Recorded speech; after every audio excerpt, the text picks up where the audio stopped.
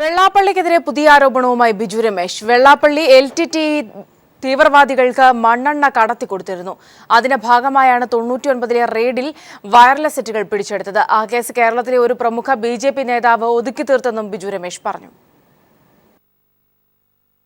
SNDP യോഗം general secretary Vellappally നടേശനെതിരെ കടുത്ത ആരോപണമാണ് ശ്രീനാരായണ ധർമ്മവേദി ജനറൽ സെക്രട്ടറി ബിജു രമേശ് ഉന്നയിച്ചത്.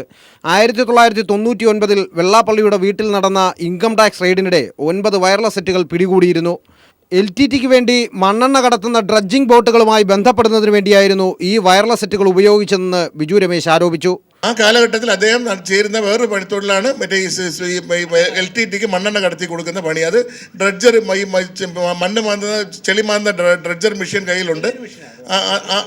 കപ്പലല്ല, ഈ ചെറിയ ബോട്ട് പോലെ അതിനകത്ത് ഈ മണ്ണെണ്ണ LTTക്ക് കടത്തി കൊടുക്കുന്ന പണിക്ക് അതിനുവേണ്ടിയാണ് ഈ സെറ്റ് ഉപയോഗിച്ചിരുന്നത്. നിരോധിത തീവ്രവാദി സംഘടനയ്ക്ക് മണ്ണെണ്ണ കടത്തിക്കൊടുത്ത ഈ കേസ് ഒതുക്കി തീർക്കുകയായിരുന്നു. ഈ കേസ് ഒതുക്കിയത് കേരളത്തിലെ ഒരു പ്രമുഖ BJP നേതാവാണെന്ന് ബിജു രമേശ് ആരോപണം ഉന്നയിച്ചു. എന്നാൽ ആ നേതാവിൻ്റെ പേര് മാധ്യമപ്രവർത്തകർ ആവർത്തിച്ച് ചോദിച്ചിട്ടും വെളിപ്പെടുത്താൻ ബിജു രമേശ് തയ്യാറായില്ല. നിങ്ങൾക്ക് അറിയാമെന്നുള്ള നമ്മുടെ കേരളത്തിൽ അന്നുണ്ടായിരുന്ന ഒരു പ്രമുഖനായിട്ടുണ്ടായിരുന്ന ഒരു ഞാനും ബഹുമാനിക്കുന്ന ഒരു വ്യക്തിയാണ് സഹായിച്ചത്.